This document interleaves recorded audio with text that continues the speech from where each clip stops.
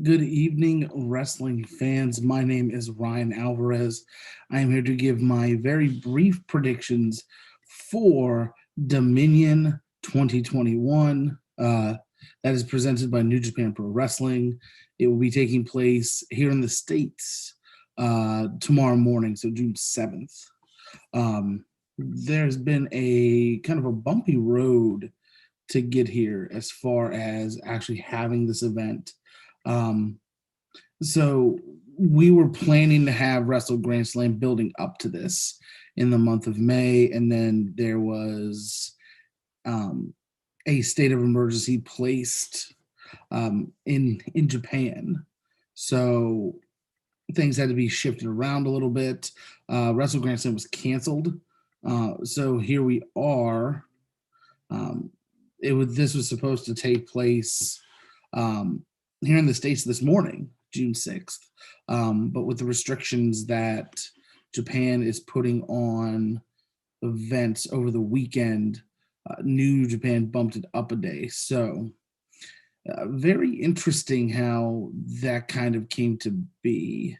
And I don't want to get obviously too political about it or speak too much about the COVID-19 pandemic. However, um, I applaud New Japan Pro Wrestling for doing what they can to make sure that they are delivering what they can to the fans and for the fans that can be in attendance.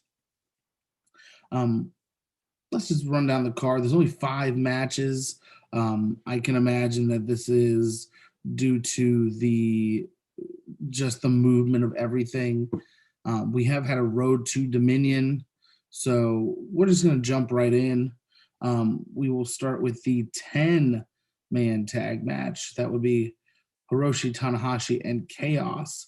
That would be comprised of Hiroki Goto, Tomohiro Ishii, Yoshihashi, and Sho. That would be one half of Roppongi 3K versus Bullet Club.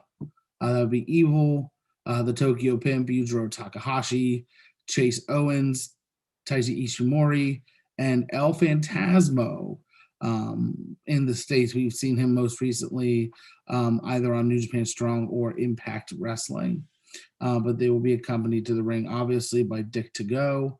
For some reason, Bullet Club has zero luck in these larger multi-man matches. So that's why my gut is leading me to side with Tanahashi and Chaos in this one. I feel that at some point we do need to reestablish the power and the control that Bullet Club can have over the professional wrestling world. We're getting a watered down version here in the States, being incorporated through AEW and Impact Wrestling, and even a little bit in AAA with branching down there with Kenny Omega, but predominantly about 95% AEW and Impact Wrestling. So I feel as though some point Bullet Club has to get a foot in the right direction. Moving on to our next matchup, it'll be a 6-man tag. It'll be Suzuki-gun. That would be Tai Chi, Zack Sabre Jr., and Dookie taking on Los Ingobernables de Japón. That would be Tetsuya Naito, Sonata, and Bushi. And, we had the faces win in our opening contest. We will give it to the heels here. That would be Suzuki-gun. I believe it was Zack Sabre Jr. getting the submission victory. There is a lot of storylines that could potentially come out of this. We're off the heels, honestly, of a G1 that saw Tai Chi fight his ass off. Tetsuya Naito is a former IWGP heavyweight champion. Sonata is always a contender.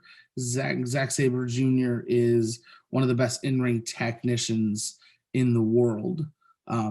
So we can use this to our advantage. And I've gone on record in the past saying that New Japan Pro Wrestling, as well as even AEW, does a great job in making sure in these 6, 8, 10-man tag matches that everybody gets their foot in the door here per se. But New Japan always does an incredible job of making sure that everybody gets a little shine in these matches. On to our last non-title match. It is Kota Ibushi versus Jeff Cobb. Gosh, this is probably, New Japan kind of falls into this weird category with matches like this, where it's very Eastern based wrestling and in Western. And, just the past 6 to 8 months of booking with New Japan has been very, I want to say very kind of mid to late 2000s WWE booking, where it's not like New Japan to, super swerve you, or, there will be turns and twists, but there's something like I say on the show, don't do a swerve for the sake of a swerve. There has to be something behind it. But this, I have a lot of hope for this match because, and we'll get to the full Will Ospreay situation here when we get to the main event. But with Will Ospreay on the sideline, we need somebody within, United Empire to step up. And that's why I think Jeff Cobb gets the win here. He takes Kota Ibushi to the limit and vice versa. I think Kota Ibushi will be taking a tour of the islands and eating the pin here. I don't want this to be carbon copy New Japan, where it's death taxes Kota Ibushi. And you'll hear me say that in the main event coming up as well with another professional wrestler. But so in this singles match, I have Jeff Cobb going over Kota Ibushi. Moving on to our second to last match on the card, it is El Desperado defending his IWGP Junior Heavyweight Championship against Yo. I don't think that with the reemergence of Roppongi 3K that they will break them up or give one a singles title anytime soon. I have El Desperado running away with this. Honestly, it's going to be a barn burner. He has only held the title for less than 4 months, and New Japan does a great job in putting some validity to their titles. So El Desperado here retaining his IWGP Junior Heavyweight Championship. On to our main event.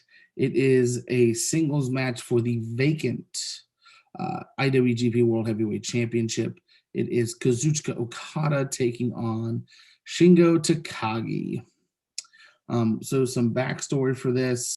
So it was on night 2 of Wrestling Dontaku where we had Will Ospreay successfully defend his IWGP Heavyweight Championship against Shingo Takagi in what Dave Meltzer gave a 6-star match.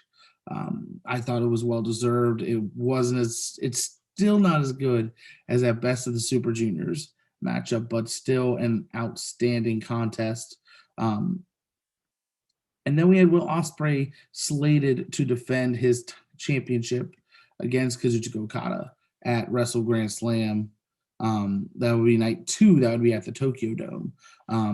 But like I said at the beginning of this prediction show, with those being canceled, Okada now is kind of left in the dust here. However, so we're looking probably about 2 to 3 weeks before this event is taking place. Will Ospreay vacates the IWGP World Heavyweight Championship due to a legitimate neck injury. There were rumors that he faked it so he could potentially get out of his contract. I know that there is a lot of tension at the moment with a few of the gaijins and the New Japan management as far as the state of emergency, going home, coming back. Again, not getting into that. This is the prediction, Joe. So how did we get to Takagi and Okada squaring off? During the Road to Wrestling Grand Slam, both Takagi and Okada challenged for the vacant title. So with both of them challenging, they will both get the shot. It makes sense though, with Takagi taking Will Ospreay to the limit at Wrestling Dontaku and Okada being slated to challenge. Another saying we have here on PWO is death taxes Kazuchika Okada. However, Shingo Takagi has been a star for a very long time. And this is the time, if you are going to pull the trigger on a world champion Shingo Takagi, this is it. Now, I don't think that Okada would have gone over Will Ospreay. I feel like Will Ospreay would have gotten his win back from Okada. But with that being said, I'm going to go with my gut here.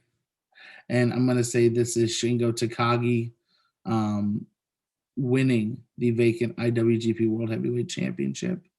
And as I say that, I remember the G1 where, Okada fought and money clipped and did whatever he could to win that G1. So it's been a very tumultuous year for Okada. So it would make sense for him also to go on top. But I think this is, some people would say this isn't a win-win. I think this is. I think this is definitely a win-win. Putting the title on Kazuchika Okada puts a little bit of stability back at the top of the card. Okada having been there multiple times before. And with Shingo Takagi, you could view this as almost a rebirth of the top of the division. And there isn't a Shingo Takagi match within the last few years that I haven't liked. He is a very entertaining performer. He's clean,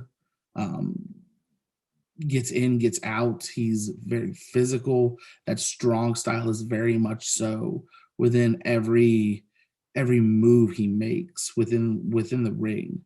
I'm sticking with my gut. No, I'll take the death. I'll take the taxes. But Kazuchika Okada, right thing to do is eat the pin here for Shingo. Kind of a fresh start for New Japan Pro Wrestling moving forward. This also could build, and this is what's really great about this main event, is when Will Ospreay is healthy and he comes back, and obviously that is saying that he will come back to New Japan Pro Wrestling. It doesn't matter who wins here. The story writes itself. Will Ospreay still, if we have Okada win, Ospreay is still gunning for him to get his win back. And if Shingo is the new champion, then Shingo hasn't beaten Will Ospreay for the title. So the story is there either way. I think we just have to find a way to get from point A to point B. So guys, with that being said, I know we're a mere handful of hours away here before Dominion 2021. What do you think will be the best match? What are you most excited for? Leave your thoughts in the comments. While you're there, visit the description box. We have links to all of our social medias. Go give us a like, a share, and a subscribe. Once again, my name is Ryan Alvarez, and we will see you next time.